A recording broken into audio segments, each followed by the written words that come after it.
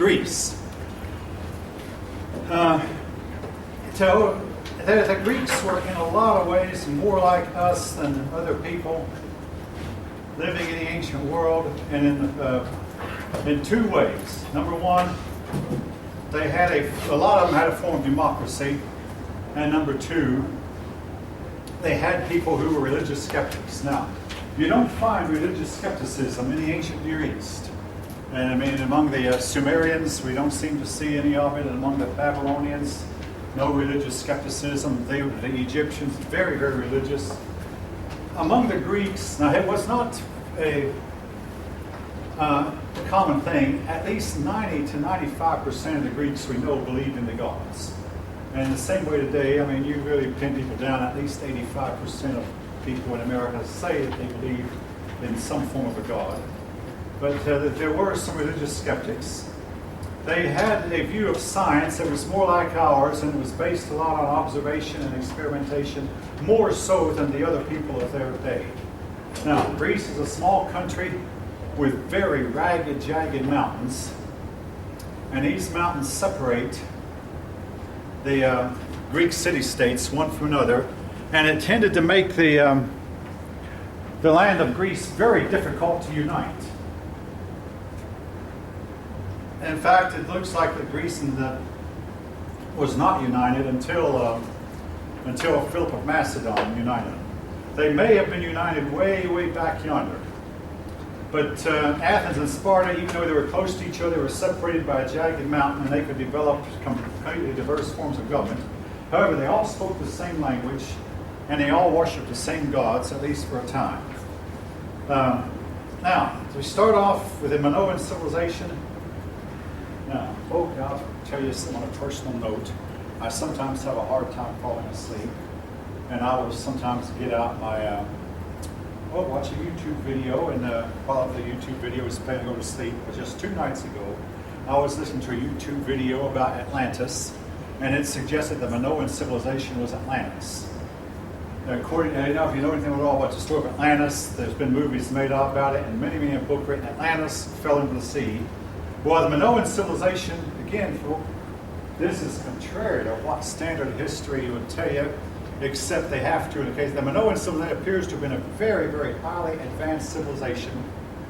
Like the Egyptians, the farther back you go, the higher they are. The people of India, the farther back you go, it seems like the higher they are. Minoan Greeks, the farther back you go, it seems like the higher they are. They used bronze. Bronze is a mixture of copper and brass, I believe. Anyway, it's a mixture of 2 metals that's supposedly more stout and better than either one of them. Whatever language they spoke, it appears to have not been Greek. We cannot read their writings, even though we found a few of their writings, but again, we have to have a lot of writings in order to decipher them. It appears that they were a seagoing people, based their economy on trade. What we find in their cities, we find elsewhere during the same time period. That lets us know that they did a lot of trading. Particularly, they traded a lot with Egypt. And it seemed like their civilization came to an abrupt end. The best explanation why it ended may have been a tidal wave. The tidal waves in those days were known to have been bigger than they are today.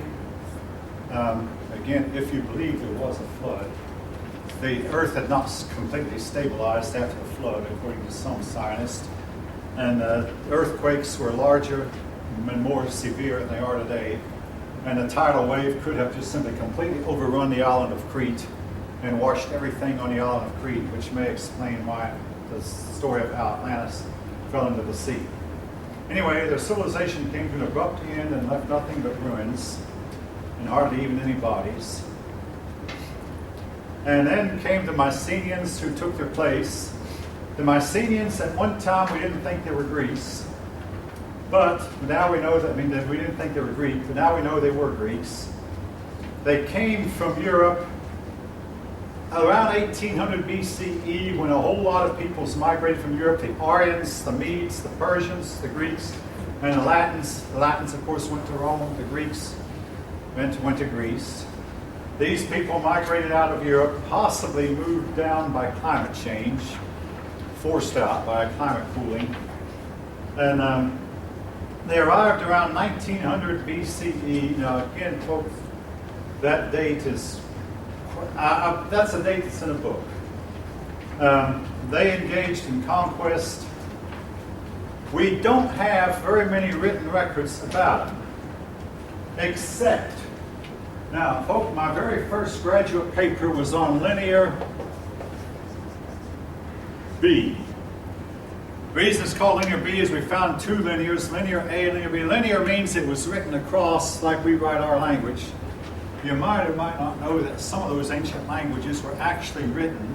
For instance, Hebrew is written from the, if this is a page, written from down here to bottom right and goes up. It was down here and then up. But linear means that they started from left to right, from the read from top to bottom. World War II led to the science of cryptography, where you would try to decipher a code from the enemy, be able to read what the enemy said. And we were in on the Germans and Japanese codes throughout the war, and we knew where they were going to be and how many of them were going to be there. It greatly helped us win the war. And then after the war was over, some of these people turned to deciphering ancient languages using the skills they'd gotten. And they figured out that Linear B was Greek. This surprised them. They didn't think the Greeks had been there at that time, but Linear B was actually a Greek script. Linear A, we don't know what it was. But the Mycenaeans came to a mysterious sudden end. We don't know why. And then we enter a period called the Dark Age. Dark Age doesn't mean it was dark, it just simply means there was a lack of written records. Now, folks, we can't prove it about this Dark Age, but I'm going to state now, because this is going to wind up being on the last pass. A lot of these bright periods and dark periods may have been due to climate change. In other words, now, this may shock you. The warmer it is, the better it is. The colder it is, the worse it is. We are certain that the Black Death that we'll talk about at the end of the semester that carried off a third of Europe's population and a high percent of China was caused by global cooling. Warming, when the climate warms, plant life flourishes. All right, this is standard paleontology, folks, not just conspiracy theory stuff. There was a time when the whole planet Earth had a uniform tropical climate. And you find tropical plants and animal fossils even in Antarctica. This is called the Cretaceous period. It's spelled, for those of you who want to look at C-R-E-A-T-E-O-U-S. Have any ever heard about it? At least that's what I get in every class, at least one of it. And life on Earth during the Cretaceous period was never better. This was the age of the 300-foot tall trees, the age of the dinosaurs. Plant life was all, and there seems to have been no deserts. Life was so good, I wish the climate would warm up. It seems like the warming has stalled. And now science understands why is the warming stalled? Because these things go in cycles. Anyway, a lot of this may have been due to climate. Now we can prove it pretty well about the Black Death in Europe. We can prove the climate started warming around 1750, and when it did, the bubonic plague disappeared, and the population increased. Plant and animal life got better. Folks. Why are we trying to cool things down? Anyway, leaving that. But anyway, the Greeks entered the Dark Age, but they eventually, somewhere during this Dark Age, adopted the Phoenician alphabet. I mean, the Greek Linear B script was difficult to learn, so they adopted the Phoenician alphabet. And from there on, their writing is the writing we're familiar with. Letters like, I mean, this has a TH sound. These are some Greek letters that I picked out at random. This is a Greek letter delta. You'll see these letters on fraternity and sorority houses, Greek clubs that exist on a lot of college campuses, I believe including this one. But they eventually adopted an alphabet, similar Phoenician alphabet, and they wrote from there. During this period came the stories of the Iliad and Odyssey written by the blind poet Homer. All right, how many of you have run into the Iliad and Odyssey in your literature classes, whether grade school, high school, college? Okay, I've read those stories many a time. The Iliad is a story about the Trojan War that includes Achilles, the story of Achilles. The Odyssey is a story about the king's return from the war and how he eventually got back home after traveling 10 years.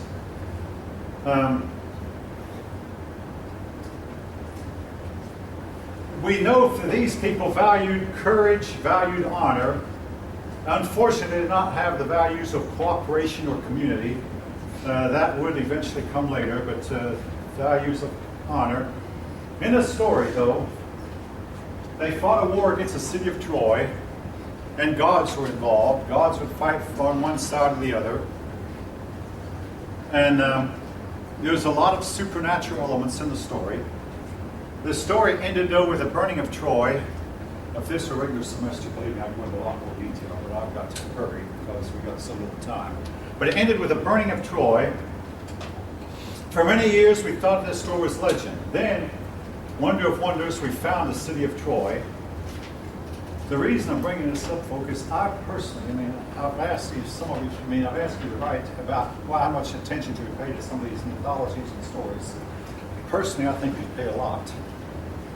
The city of Troy actually did exist, and one of the last times it was inhabited, it was burned to the ground, just like the legend says. And then once it was burned up completely, it never was rebuilt because there were no survivors to rebuild it. As for the Odyssey, I read an account one time that the Odyssey is believable if you believe that a big strong wind came, a very strong wind, and blew the ship all the way to South America, where they ran into the people in South America and South American Indians and a race of very strong women called Amazons. That you can believe the story if you, and this author believed that he could tell where all Ulysses went before he finally found his way back to Greece. Be that as it may, you can just believe whatever you want to. Personally, I still think we ought to pay a lot more attention to these old mythologies and these old tales. Of course, well, I had a pupil ask me, I said, people just need to make up stories, so that's why I enjoy writing Superman books or reading stories about Superman and Batman. Just because we are that type of person, we just need these stories, so we make them up. Again, believe what you want to. The Greek cities, the Greek culture was organized around the city-states called the polis. That word is a foreign word. It's the English language is borrowed. That's why I wrote it in italics. The polis consists of a town and the surrounding countryside. And it was a center, of course, of marketing, government, religious activities. Each polis had a patron god. For instance, Athens, their patron goddess was Athena, goddess of wisdom. Sparta, their patron god was Mars, or the Greeks called him Ares, the god of war. For Corinth, their patron god was Venus, god of sex, love, fertility. Each city-state had its own deity. And every citizen felt like he belonged to some polis.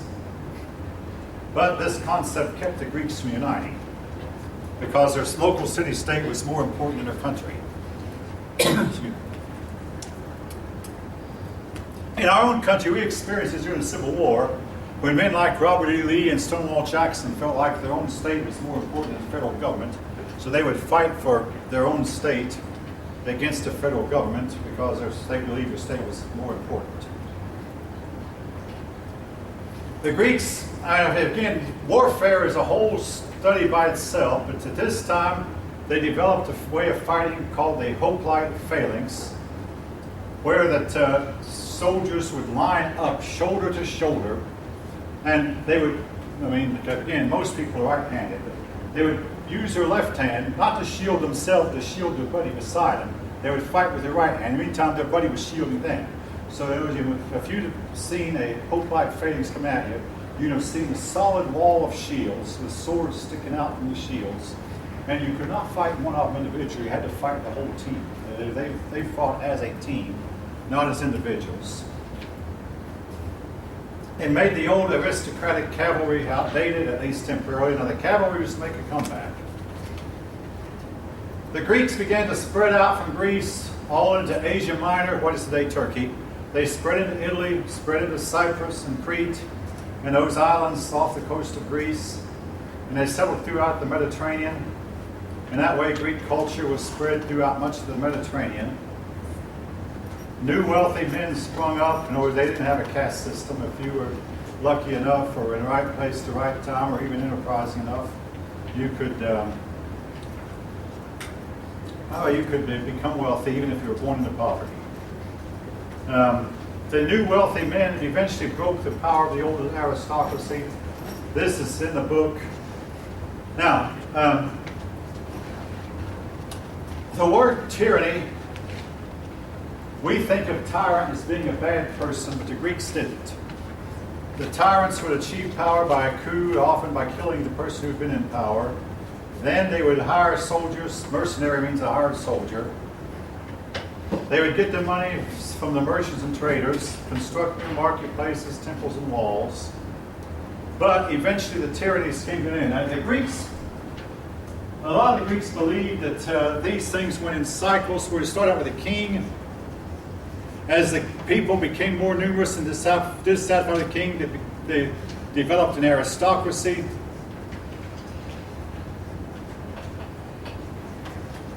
It's ruled by the few aristocrats, ruled by the wealthy. Then that would give way to the tyranny, where one person took charge again. The tyranny would eventually give way to democracy.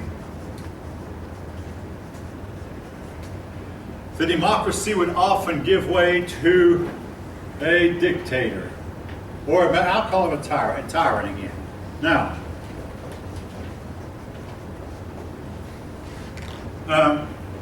I deliberately put the word democracy down at the bottom because the Greeks tended to believe, some of the philosophers believed that democracy was the worst form of government there was. And they believed that democracy would always inevitably lead to one strong man taking over and governing and ruling. Now, again, in the 20th century, the United States made democracy popular. Democracies were tried in places like the Far East and Latin America, with almost inevitably they would become corrupt and some dictator would take over. Now, in recent years, that has not happened as much. Most of your Latin American countries now have a semblance of democracy. Your Far Eastern countries simply don't. Again, what is wrong with democracy? One thing is it allows crime to run rampant and criminals to go free. Oftentimes, while the good person gets punished, the criminal goes free. Another thing is that people start demanding handouts from the government. Hey, you government, you have an unlimited amount of money, and don't realize the government's money is limited. So democracy has a tendency to decline and to fade. Now, you have two city-states here, and again, I'm going to let you look them up individually. Two city-states, Athens and Sparta. What I want to state about these two real quickly is when I was a kid studying history, it was during the Cold War. The Cold War was between the United States and Soviet Union, and I compared Athens to the United States and Sparta to the Soviet Union, and there is a good comparison there. But one thing disturbing about this scenario, inevitably, Athens and Sparta got to fighting each other. Basically, the United States and the Soviet Union started fighting each other, but in the ancient past, Sparta won. Now, I say Sparta won. In the short run, yes. In the long run, fast forward to the 21st century, Athens has more than 2 million people. Sparta, there are some 200 people living in the mountains who claim they're descended from Spartans, so living in poverty. The city of Sparta itself is a city where the sheep herders and goat herders graze their flocks. It's a bunch of stone ruins. Not one of the buildings is still in use. Again, folks, something I said about, maybe I didn't say this past, but about stone ruins, you cannot restore them easily. You have to take the old stones completely away. The stones become crumbled and cracked and mildew and moldy and worthless. And again, you cannot repair an old stone structure without completely taking the stones away and starting from scratch. Now with Athens, democracy, Sparta. Now, before the Peloponnesian War, though, there was another war that the Greeks had to fight. Again, if I had more time, I'd go into these men in detail. Solon, Pisistratus, Cleisthenes, and eventually Pericles. But they had to fight a war with the Persians. The Persians invaded Greece 2 times. I'm making a long story short here. And the Greeks drove the Persians out both times.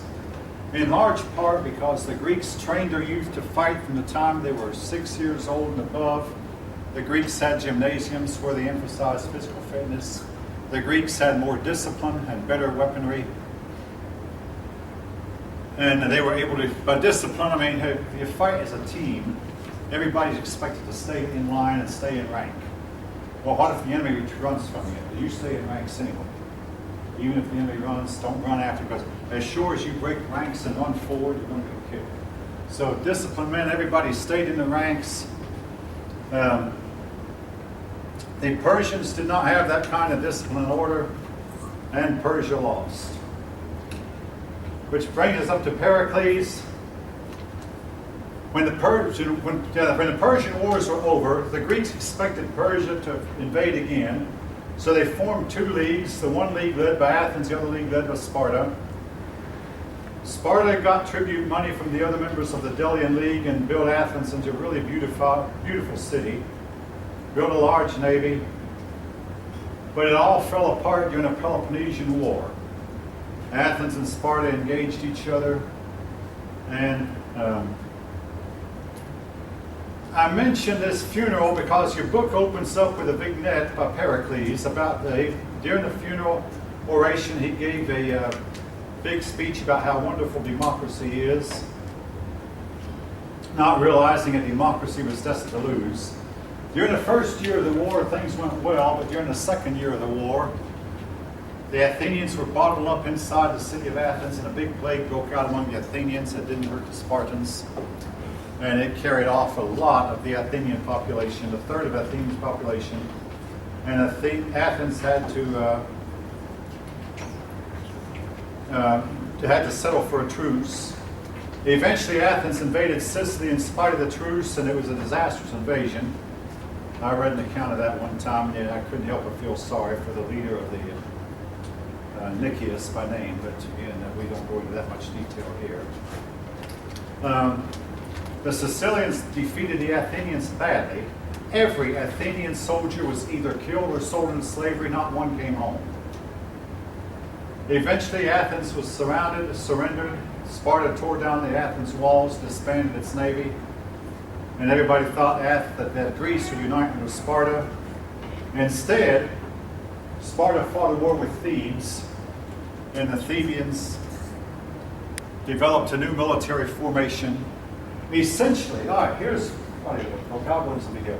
The hoplite formation had a weakness. If you could get around their flank, get around their side, you could whip them. So while these men were standing shoulder to shoulder, with the swords in one hand and the shields in the other, the Theban general attacked their flank with a lot of force, 50 men deep, and it overwhelmed the Spartan flank. And once you got it around the Spartan flank, and also, when the Spartan king realized what was happening, he called for retreat.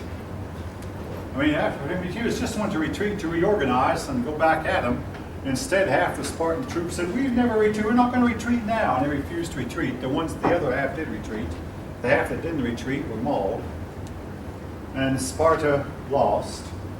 Eventually, war after war occurred, and neither side could win. Greece could not unite itself, and finally Philip of Macedon came in and he united the Greeks. Now Philip of Macedon was the father of Alexander the Great, but Philip did what the Greeks could not do for themselves. He conquered all of Greece and united it. All right, Greek religion. The gods were believed to live on Mount Olympus. Now Yes, a lot of Greeks climbed Mount Olympus, but not to see a god. The Greeks understood that a lot of their gods lived in a spiritual dimension, you might say, in an invisible world. But the Mount Olympus was surrounded by clouds. They believed that they could somehow get through the fog the right way, through the clouds, or you might say around the corner, they would find the home of the gods. They practiced animal sacrifice. And this is where we get our Olympic Games. Every 4 years, they held Olympic Games to honor Zeus. We started our Olympic Games in 1996, maybe 1896. In 1996, they were held in Atlanta. But in 1896, and anyway, they would honor their god Zeus every 4 years. Zeus was the chief of their gods. By the way, next year will be an Olympic year. He was known as the god of thunder. His wife was Hera, otherwise the Romans called her Juno. The Greeks and Romans worshipped the same god with different names. Poseidon, Roman Neptune, god of the sea. Pluto, the Greeks called him Hades. Now Hades was the god of the underworld, or the place of the dead. Ares, god of war. Athena, the Romans called her Minerva, goddess of wisdom and philosophy. Again, you can read this for yourself. Mercury. Now, you may have noticed, a lot of the planets were named after these gods. And when the Greeks looked up and saw a red star that was moving from constellation to constellation, they called this star Mars. They did not differentiate between the planet and the god. To them, that planet was God, Mars. Jupiter, the next brightest star in the heavens besides Venus, was the king of the gods, was glowing with a bright blue. Again, if any of you look for Jupiter, you can hardly miss it. Now Venus, you can't miss that. It's the brightest in the heavens. It's always you'll see it either just as the sun is coming up in the morning, or as it's going down at night. Yes, it's there in the middle of the day, but the sun is so bright you can't see it. Have any of you seen any of these by any chance? Okay, yeah, I enjoy looking for them myself. Again, you see a really, really bright one. It's still up when the sun goes down. That's Venus. And sometimes it'll be up in the morning before the sun comes up. One planet that's about to make news big time is Pluto. We're about to send our very first ever spacecraft, and it's going to fly by Pluto on July 14th. 33 days from now, folk. But anyway, the Titans were giants. Now, folk, every ancient group of people, including the Bible, says that the earth once had giants. You can believe what you want to, but the Greeks did believe the giants once had been on earth. They were called Titans. The Oracle at Delphi was a place where the Greeks could go because they believed that Apollo resided there at Delphi, and they could get advice from Apollo.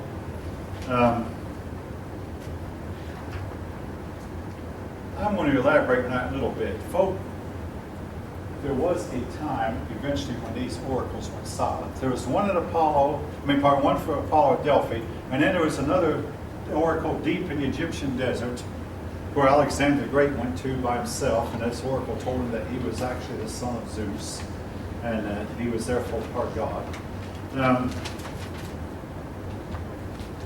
If these had been nothing more than figments of their imagination, how come they after a while went silent? Again, in no way do I promote the worship of these gods. I mean, these gods, like I say, they eventually went silent. What may have happened belongs more in a theology class than a history class, but I'm not going to tell you that they were figments of imagination.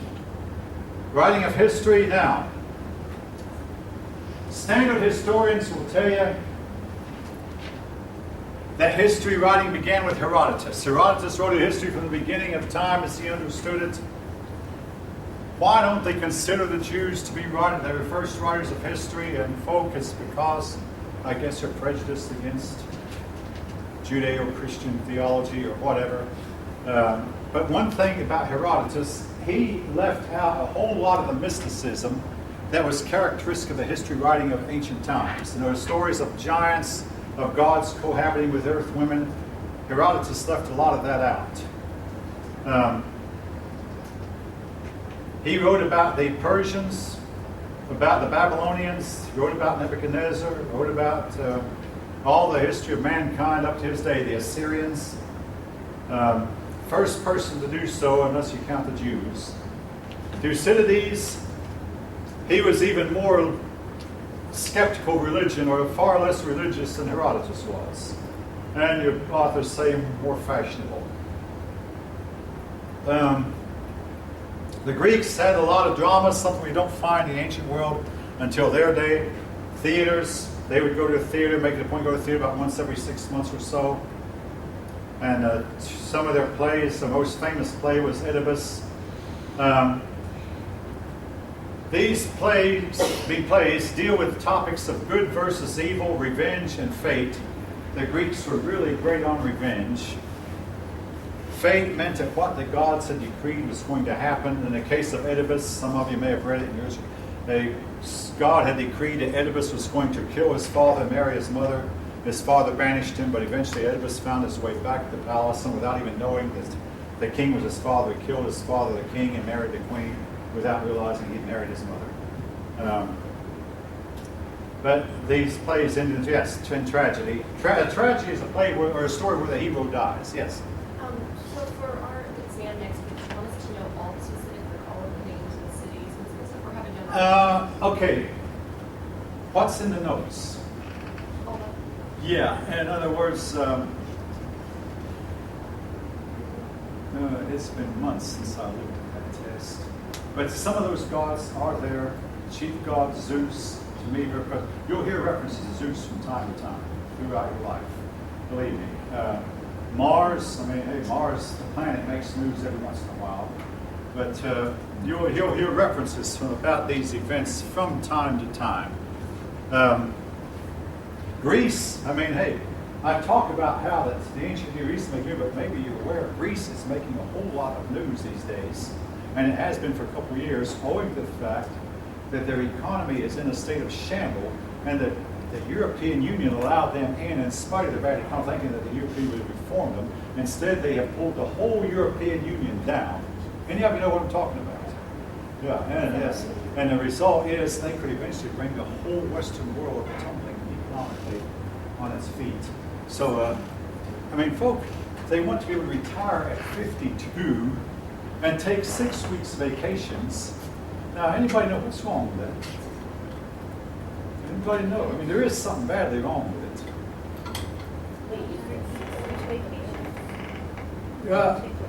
The point I'm trying to make is somebody has to be working while you're loafing off. In other words, the Swiss people who lived near the Greeks recently voted against extending their vacation. They get 4-week vacation anyway.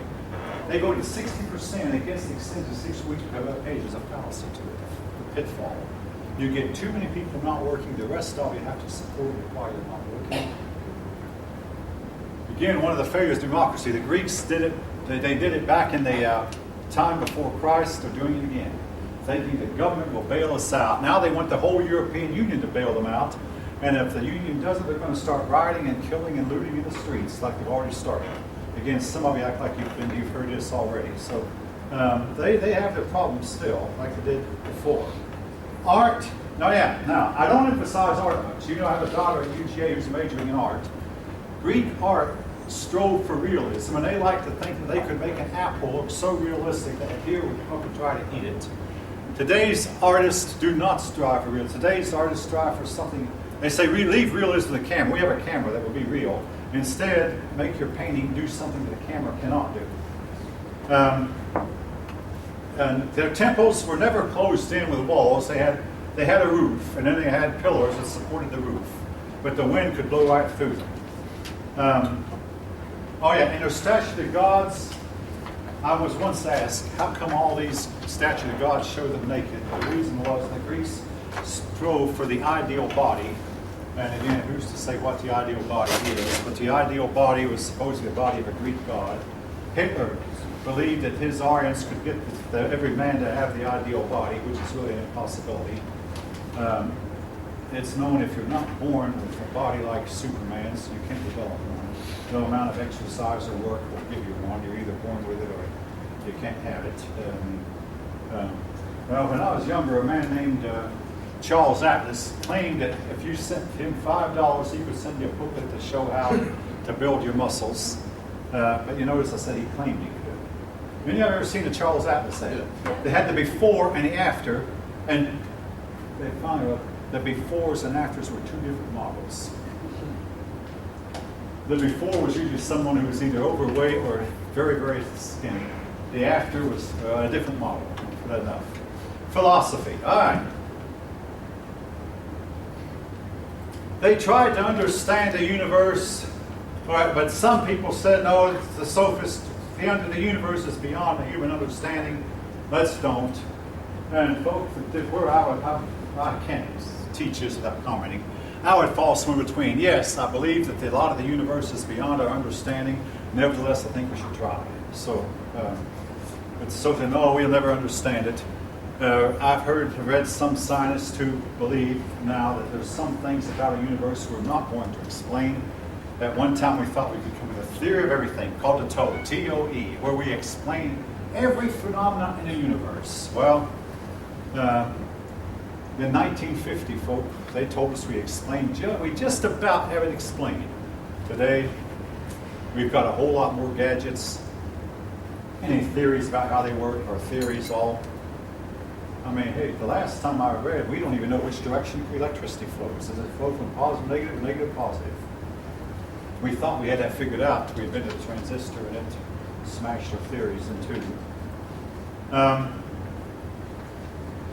Socrates. All right. He believed that real knowledge resides within. And the way to get it out is through examination. Now, folks, some of these philosophies just simply will not hold up in the modern world. For instance, I doubt that any of you know how tightly the nuts on your car's cylinder head should be tightened. Not that you need to. Somebody has to know that. But if you don't know, and I can ask you all day long, I'm not going to be able to get it out of you. And I'm married to a reporter, and to try to remind her, hey, you've asked me this question once. You can keep asking.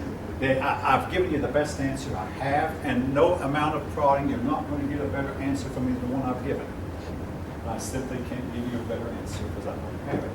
But he believed that somewhere inside you, there was an answer to all your questions. All the universe resides inside of you. Question and answer. So he questioned everything the Athenians did, including their religion. He's famous for the saying, know thyself. Now, one of his most famous sayings is, he said that when we get too much freedom, people start to demand that freedom be restricted. In other words, as we allow our punk kids to smash in our car windows, break down our mailboxes, tear up our flower beds that work so hard to put together, eventually we start demanding, hey, we need a government to punish these lawbreakers. He believed that no one was intentionally evil, and even someone like Adolf Hitler. Adolf Hitler believed he was good. So did Joseph Stalin. That what was the cause of evil was ignorance. Education and right thinking would solve the problem of evil. Well, I wish you could fast forward and visit Germany just before World War II and realize that the most educated people, the brightest people on the face of the globe, turned out to be the most evil. Now again, he may have received a lot of his ideas from Egyptian initiates. A lot of these philosophers are known to have gone to Egypt and visited the Egyptian, we'll call him priest. But also, now folk, if you visit Socrates, and I've done some extensive research, but visit his websites, I mean not his, but you know what I mean. Visit websites devoted to him. Only 1 out of 4 of them are going to mention this, but I think this is important. He claimed that he was buddies with a demon. The demons, now, folks, 90% of the world's people believe that there are spirit beings that go around the air. The Islamic people call them genie, or the Middle East people call them genie. The Greeks, Jews call them demons.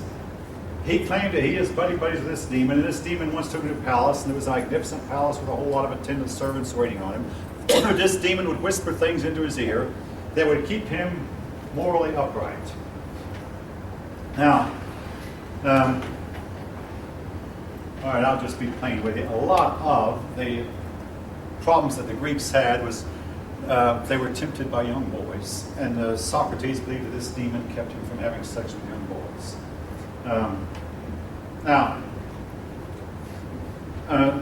I'll mention this later in connection with Greek family life, but the Greeks were considered male homosexuality to be the norm, to be the ideal, particularly men with boys, which is still illegal in this country. Anyway, he fought it. I mean, you have a progression from Socrates, who taught Plato, and Plato taught Aristotle. Socrates fought his homosexual tendencies by marrying. He married and had 3 sons. Eventually, though, Socrates was tried on the charge of corrupting the youth, particularly that his friendship with a demon had a lot to do with it, and his questioning of the gods. The Greeks said he's corrupting our values and leading our youth astray, telling our youth that they don't have to have our values anymore. He's also been suspected of siding with Sparta, and I want to elaborate on this a little bit, folks. When I was a kid, a lot of your university professors were pro-communist. And even just the days before the fall of the Soviet Union, an American professor was writing a book telling how wonderful life was under communism, how communism would triumph, and then the Soviet Union collapsed. A lot of times, your high-up people intellectually will take the other side, not realizing when they get over there they don't like it. And when we've had Americans go to Cuba, and criminals. Well, one criminal said, I'm going back to America, to the United States, and go to their jails, because I have more freedom in an American jail than I have here in Cuba as a free person.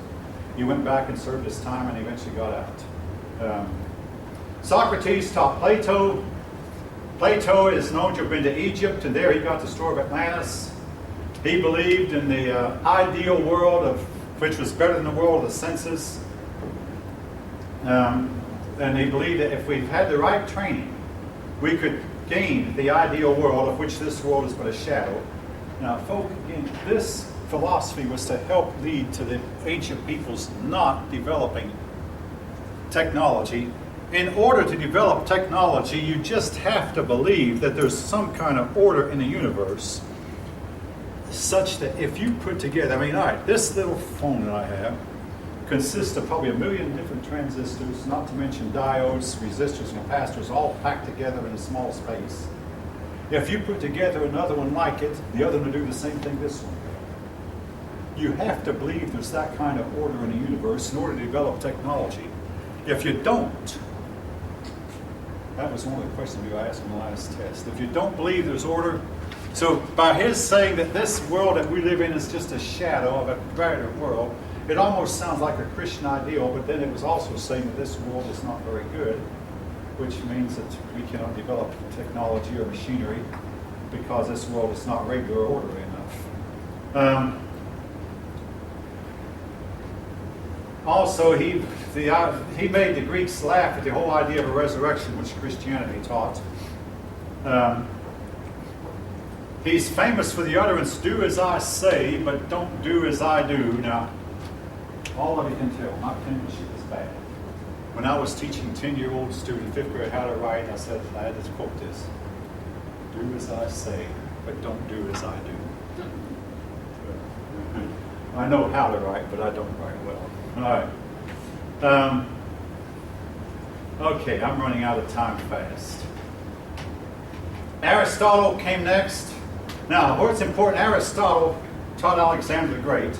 Now, Plato believed in a high-up spiritual existence, you might say. Now, there was progression, 2 progressions I want you to remember from all 3 of these men.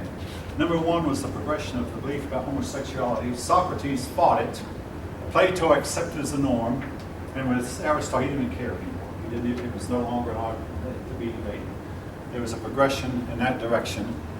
And also a progression away from spirituality. Socrates was one of the most spiritually minded men who ever lived. He believed he was buddies with a demon.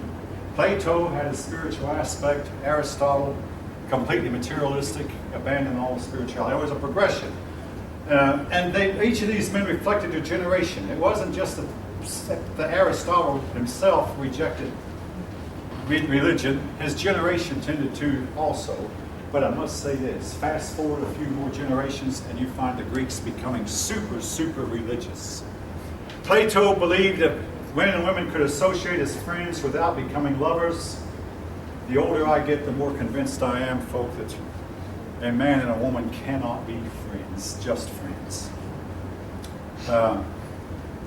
You can decide when you younger, particularly younger women are going to say, oh yes, you can. When you're young, and if you're unmarried, you have to try to develop friendships with the opposite sex, but most of them are going to end in disaster. When you're married, you better leave people of the opposite sex largely alone, unless she's your sister, or your mother, or a cousin, or your daughter. Believe me, hardly anyone around has less to do with women than I do. Unless she's my sister, my daughter, my wife, my cousin, my mother doesn't have a mind about her anymore. She's still officially alive, but not really alive. But anyway, but if you're married, particularly, and if you're a member of the opposite sex, when you become your just friends, without you and your spouse and the other person's spouse are in trouble. All right. All affairs begin as a friendship. Okay, I'll leave that. Anyway, he believed that, again, keep in mind, Plato was homosexual. But the idea of Platonic comes from this idea. Now, Aristotle is remembered for several things, but Aristotle had absolutely no use for women. He also classified animals, but he classified animals for what they did. He classified bats along with birds because bats and birds have wings. Today, we don't. He classified animals that gave live birth. I want to say this about taxonomy, folk. There is no system of taxonomy that actually fits every situation. And a lot of taxonomists, they just admit that they sometimes have to put a certain species in this phyla because they don't know where else to put it. There are birds, there one time were birds that have teeth.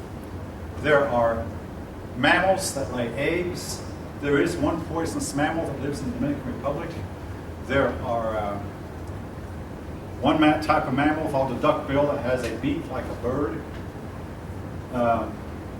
Some mammals have tails like snakes' tails. The fact is you cannot classify. All right. Now, again, I've got to quit because it's 11 o'clock. I did mention family life. The women were expected to stay at home. Now this changed as time went on, and eventually women got more and more freedom. Girls married as young as 14. Male homosexuality was considered the ideal, especially among the aristocratic classes. The aristocrats would marry because they had to have an heir, so they'd marry a woman and have children, but oftentimes they had young boys also been brought up as male lovers. All right, you'll notice the notes. I have a lot to say about Alexander the Great.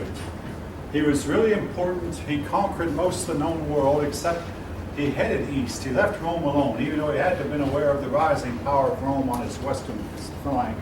But the Greeks had a grudge against the Persians. So Alexander conquered the Persian Empire. And when he died young, and by the way, just a little bit of trivia, he died on June 10th, my birthday, but then we'll leave that. One thing I want to say about Greek philosophies, particularly the Hellenistic philosophy, about the mystery religions. The mystery religions become important later because a lot of persons say that they led to Christianity. The mystery religions would pride themselves on going around the community and trying to collect the best of the men, and yes, I did say men, and each of them would brag, we have better men in our group than you have. I went to a college where the two fraternities would vie for some of the men in the fraternities, and they would try to say, we have better men than you, and we know we have better men than you. You had to join by going through an initiation ceremony, just like a frat. But now, there's two differences. The Christianity was a lot like the mystery, but there were two big differences, and I want you to know these. Difference number one was Christianity supposedly had no mysteries. Every Christian should be able to tell you exactly what he believes and why he believes it. no secrets. And number two, unlike the mystery religions that only took in the best of the best, Christianity took in everyone. Yes, the thief, the feeble-minded, the prostitute, the poor, the downtrodden, all the unsuccessful, as well as the rich, the successful. All these were welcomed into the Christian church, or at least should have been. The mystery religions, again, only took in desirable. No mysteries, no secrets. A popular deity among the mystery cults was the worship of the Egyptian goddess Isis. Again, I've mentioned that before. Isis has been worshipped, believed to have been worshipped in secret all down through the ages. And the Isis, yes, is making news every day now. At least the name. What's the connection between the modern day Isis and this goddess? Well, it may turn out there's a big one, but it's just weird. They would take the name of a god, of a goddess that has been with us all down through the ages, including now. Greece was to be like India, to be dominated by foreign powers for the next 2,300 years. First the Macedonians conquered them, then the Romans, then the Byzantines conquered them, and that's misspelled.